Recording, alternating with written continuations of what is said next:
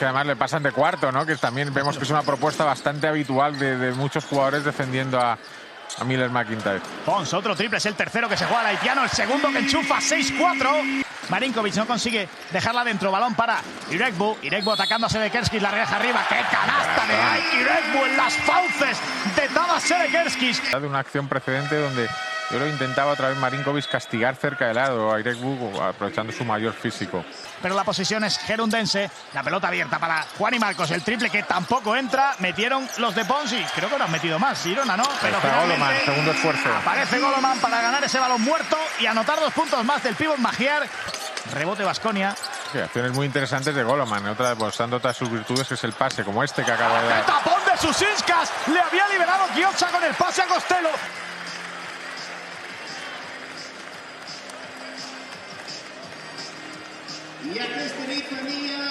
Iregbu, tenido por Chima Moneke, aguanta el bote, el pase no se le da a un amigo, finalmente lo recibe Djordjevic. Son para Corey Davis, otra vez el bloqueo de continuación, penetra Djordjevic, lo hace bien, finaliza de maravilla, machaca. Más sólido en cuanto a rivales inferiores, por decirlo de alguna manera. Y quita la cancha, 2 minutos, vamos a ver lo que aguanta ahora el de Andorra la Bella.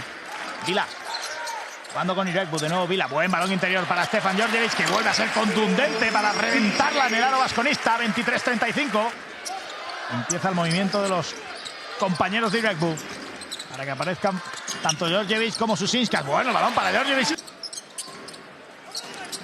Cuando Ike Iregbu, desde luego hoy no ha sido su mejor versión, no solo por el acierto, sino por su toma de decisiones. Pons, el triple dentro de Yves Pons.